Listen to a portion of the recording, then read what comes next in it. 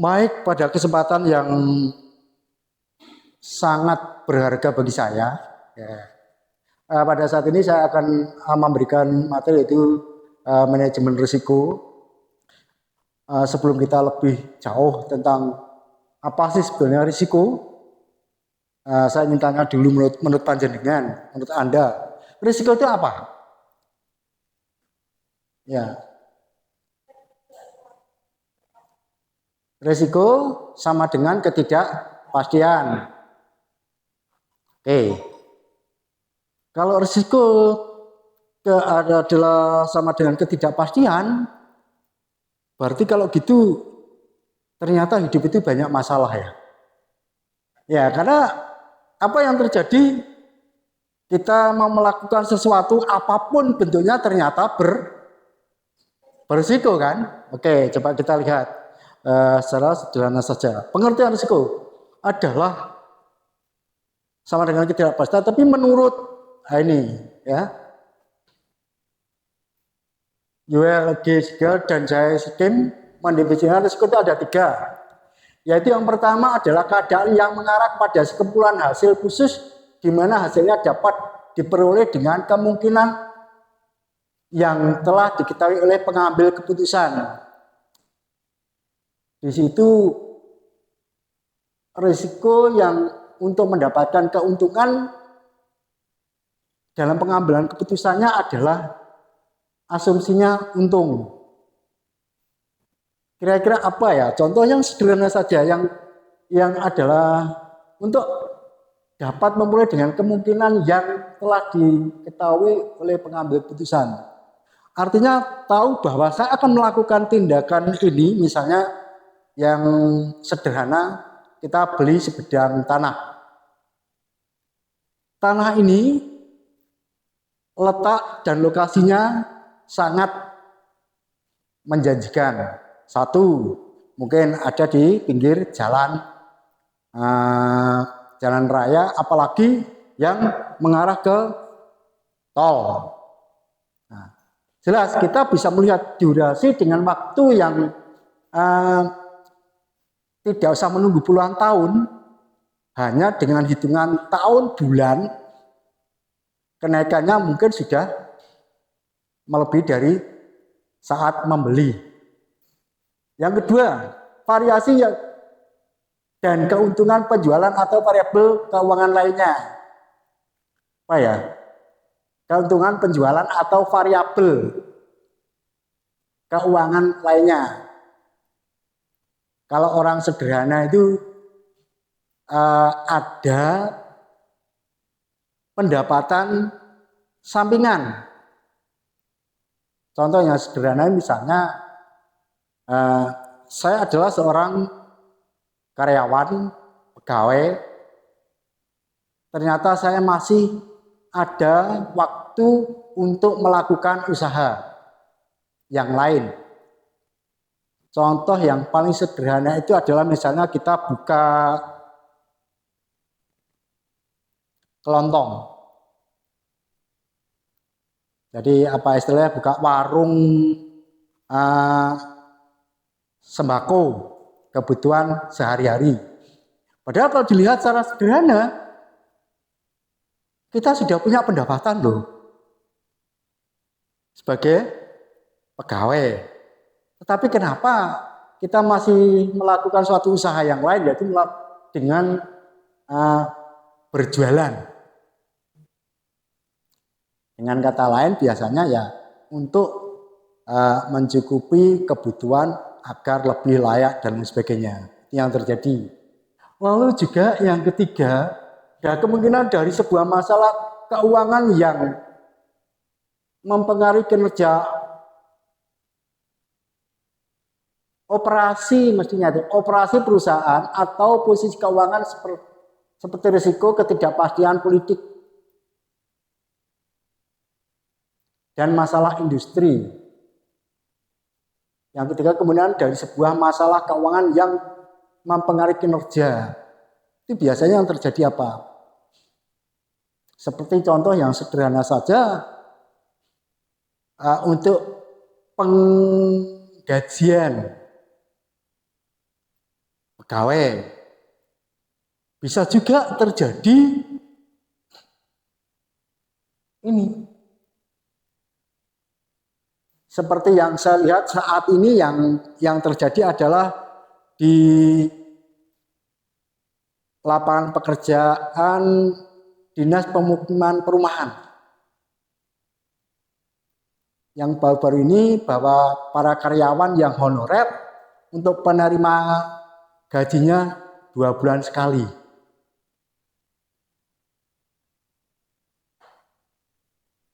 Dan tanpa pemberitahuan lebih dulu. Ini yang terjadi saat ini. Kami sempat mendengar informasi bahwa di daerah yang bekerja di pemukiman perumahan, gajinya dibayarkan 2 bulan kemudian. Nah, itu bagaimana?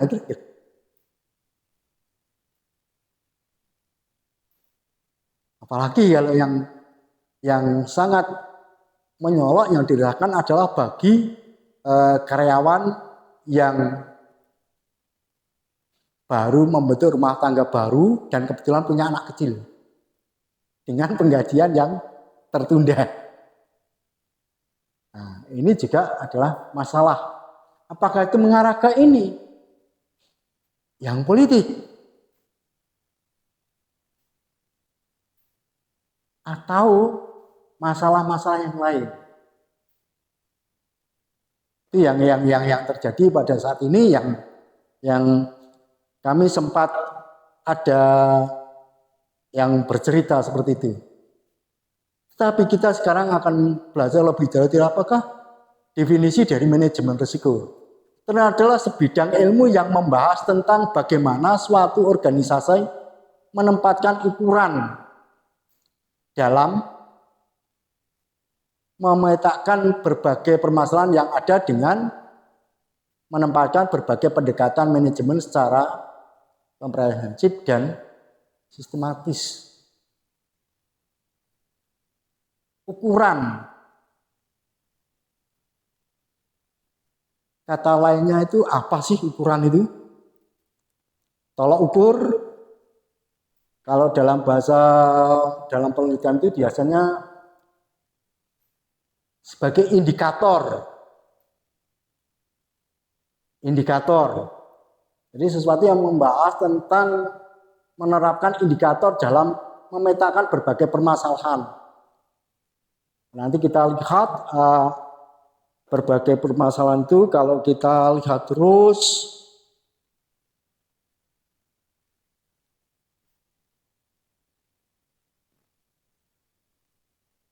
Nah, dari sini.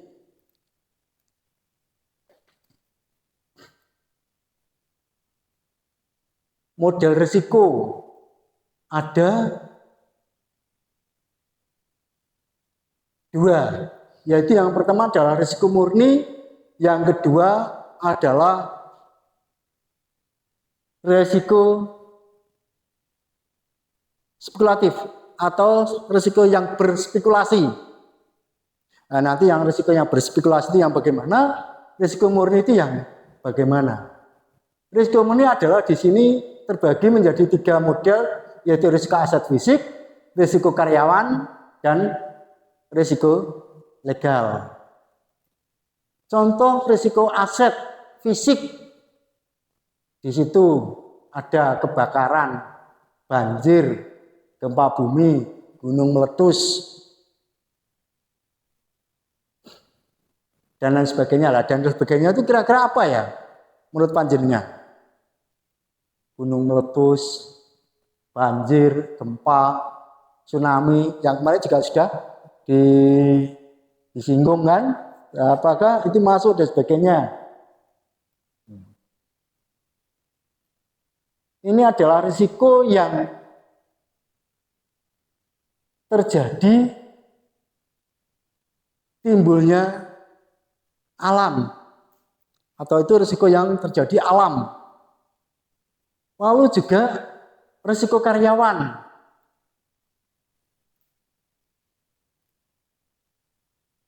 risiko yang dialami oleh karyawan yang bekerja di perusahaan organisasi tersebut. Contohnya, kecelakaan kerja sehingga aktivitas perusahaan terganggu.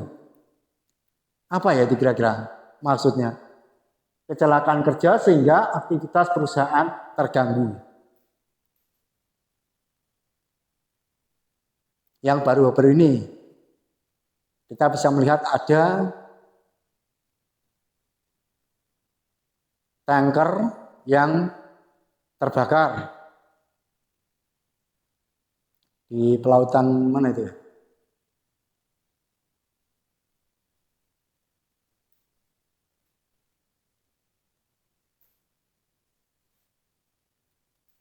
Atau rusaknya alat-alat yang ada di perusahaan.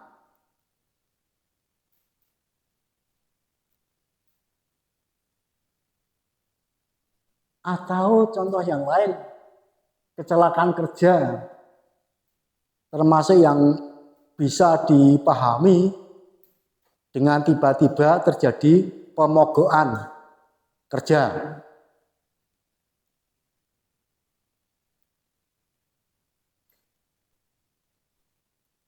Lalu juga risiko legal, yaitu risiko dalam bidang kontrak yang mengecewakan atau kontrak tidak berjalan sesuai dengan rencana. Kalau di sini contohnya adalah perselisihan dengan perusahaan lain sehingga adanya persoalan seperti ganti kerugian. Kira-kira apa ini? Yang ini, perselisihan dengan perusahaan lain sehingga adanya persoalan seperti ganti rugi. Apa contohnya?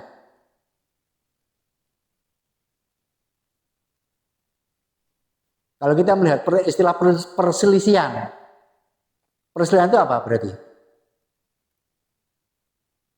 Perselisihan. Beda pendapat. Berarti beda jika terjadi mungkin adanya sebuah kesepakatan.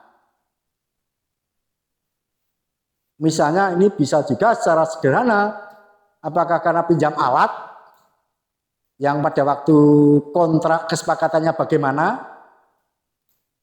ternyata pada waktu pengembalian alat itu tidak seperti awalnya, terjadi kerusakan atau apa. Dan di situ kalau kita melihat adanya kurang pertanggungjawaban.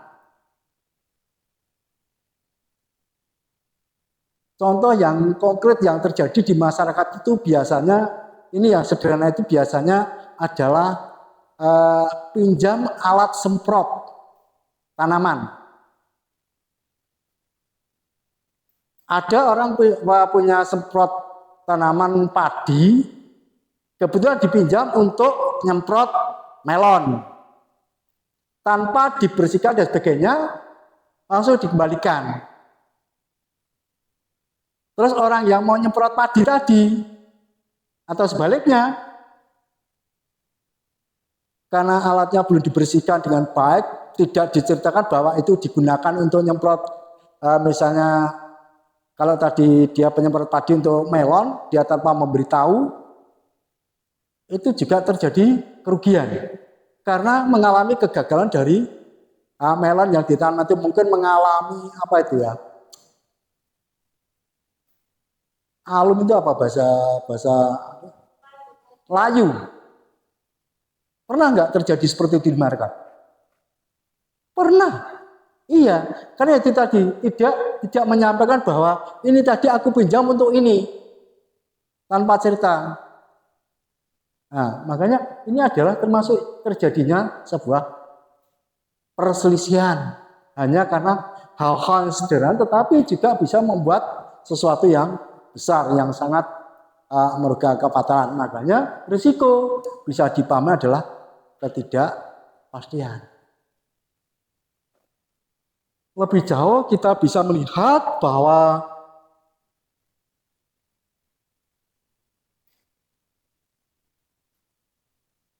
tahap-tahap resiko. Di sini ada 1, 2, 3, 4, 5, 6, 7. Jadi yang pertama adalah identifikasi risiko. Yang kedua, mengidentifikasi bentuk-bentuk risiko. Yang ketiga, menempatkan ukuran-ukuran risiko, menempatkan alternatif-alternatif, menganalisis setiap alternatif, memutuskan satu alternatif. Ini adalah tahap-tahap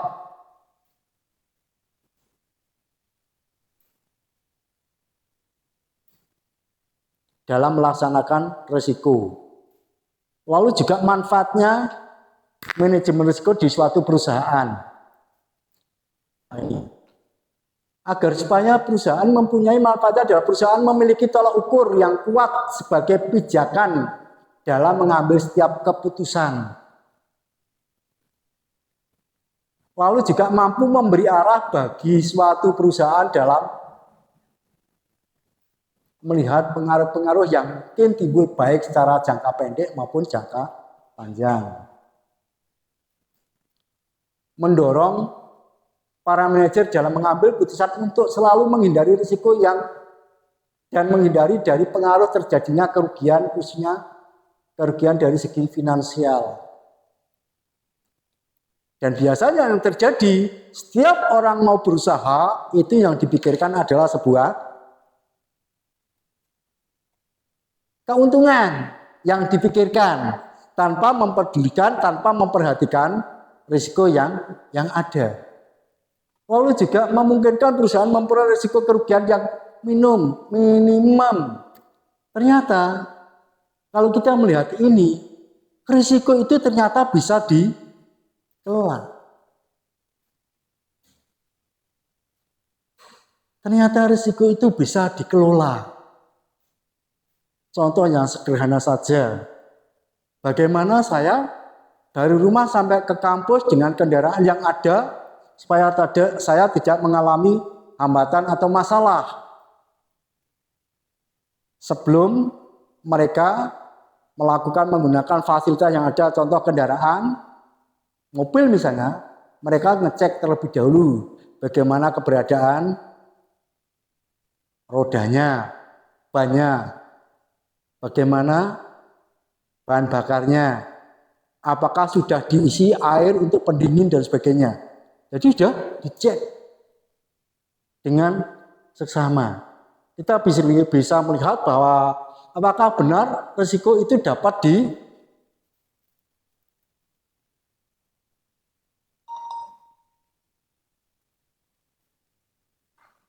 diminimalkan. Nah, ini risiko ternyata juga bisa dikelola. Bagaimana memperkecil risiko? Keputusan untuk memperrisiko adalah dengan cara tidak memperbesar setiap keputusan yang mengandung risiko tinggi. Jadi di sini ada tingkat kehati-hatian. Kalau kita nggak mau mengambil risiko yang tinggi dalam memutuskan, kehati-hatian mereka harus betul-betul hati-hati. Lalu juga mengalihkan risiko adalah dengan cara risiko yang kita terima tersebut kita alihkan ke tempat lain sebagian, seperti dengan keputusan pengasuransian bisnis guna menghindari terjadinya risiko yang sifatnya tidak diketahui kapan waktunya. Jadi di sini ternyata kita bisa berjaga-jaga supaya kita, contohnya sederhana begini misalnya, kalau kita mau membangun suatu bangunan, itu biasanya yang selama ini tidak diperhatikan oleh yang melaksanakan membangun sebuah gedung misalnya, itu biasanya adalah keselamatan para tukang. Nah, itu bisa kita melakukan ini. Jadi tukang saya itu akan bekerja berapa lama, berapa orang. Itu bisa diasuransikan. Apabila terjadi sesuatu hal yang tidak diinginkan, misalnya kecelakaan, bisa dikompensasikan. Selama ini kan kita nggak pernah pikir. Jadi itu sebenarnya kita memberikan asuransi kepada tukang, itu sebenarnya keuntungan kita kalau terjadi sesuatu, kita tidak menanggung sepenuhnya, tetapi ditanggung oleh pihak asuransi. Tapi selama ini kan harapan kita memang kan tidak terjadi apa-apa, aman-aman saja. Tapi kan kita yang namanya kerja, apalagi membuat gedung misalnya. yang berisiko tinggi. Nah, itu yang perlu kita perhatikan, yang perlu kita tambahkan. Lalu juga mengontrol risiko dengan melakukan kebijakan antisipasi terhadap timbulnya risiko sebelum risiko itu terjadi. Seperti memasang alarm pengaman pada mobil, alarm kebakaran dan sebagainya. Jadi di situ misalnya agar mobil itu misalnya yang sederhana tidak aman, maaf, supaya mobil itu aman kita pasang alarm. Karena apa? Biasanya ada orang lewat saja nyentuh, dia sudah bunyi. Nah, tanda wah, kok mobil saya bunyi ya? Kenapa ya? Apakah ada orang yang mau bertindak kurang baik misalnya? Jadi semua ada tanda seperti di rumah pasang bel yang lagi asik ada bel bunyi, yakin ini pasti ada tamu. Kan itu juga adalah tanda-tanda untuk memperkecil. Jadi kita tidak, karena pintu terbuka, saya tidak menunggu aja duduk di ruang tamu, kapan tamu datang, kita tunggu. Tapi kalau kita masang ini, kita berada dimanapun di dalam lingkup rumah itu, udah. Begitu bel bunyi pasti ada orang datang. Siapapun itu. Lalu juga pendanaan risiko adalah menyangkut penyediaan sejumlah dana sebagai cadangan guna mengantisipasi timbulnya risiko di kemudian hari seperti perubahan nilai tukar uang. Nah, ini biasanya juga pernah terjadi pada waktu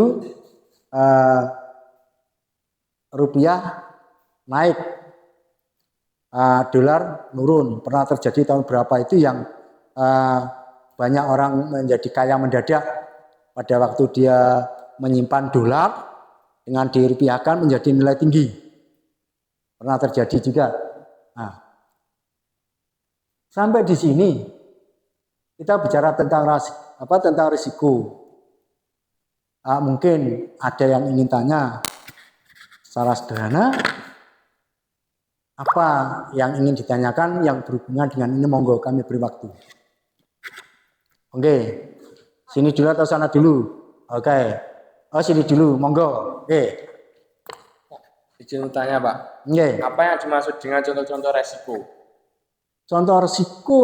Contoh-contoh resiko. Tadi yang kita lihat di sini ada 3.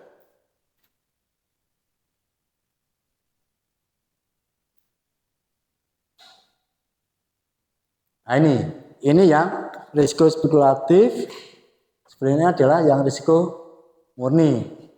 Contoh risiko kita bisa yang murni. Contohnya itu tadi apa? Ada gunung meletus, banjir, gempa, tsunami.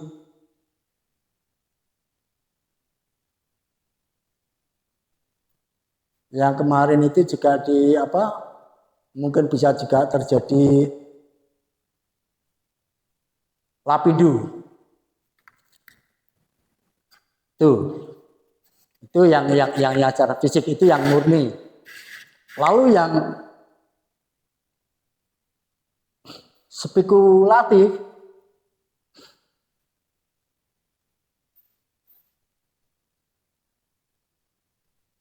ini risiko spekulatif dapat dikelompokkan menjadi 4, yaitu risiko pasar. Contohnya itu adalah harga saham mengalami penurunan, kredit macet karena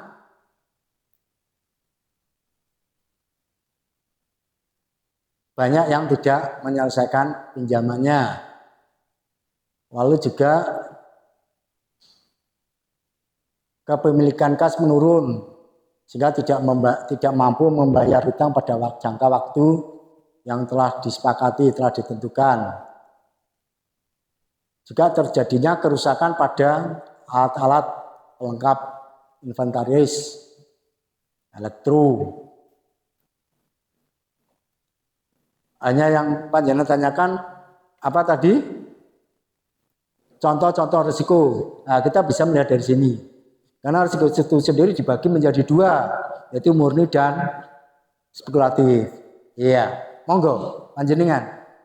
Pak izin bertanya, apa saja model resiko dan apa saja contohnya? Model risiko, oke. Di sini juga sudah ada.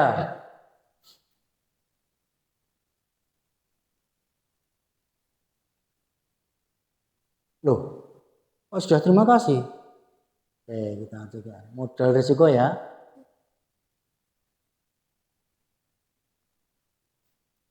Ya sama. Ya, sebenarnya model risiko kan juga kita ada dua, yaitu risiko murni dan risiko spekulatif. Itu modelnya dan contohnya banyak dari itu. Sebenarnya kalau kita melihat di sini, apa yang kita sampaikan tentang ini, nggak perlu ditanyakan, karena sudah ada. Dan materi ini nanti panjenengan bisa ngopi, bisa kopi. Ya, sebelumnya saya mohon maaf karena sebentar lagi ternyata mau buka puasa, sehingga pada kesempatan sore ini kami akhiri pertemuan kita. Terima kasih, selamat sore. Wassalamualaikum warahmatullahi wabarakatuh. Salam sehat untuk semuanya. Terima kasih.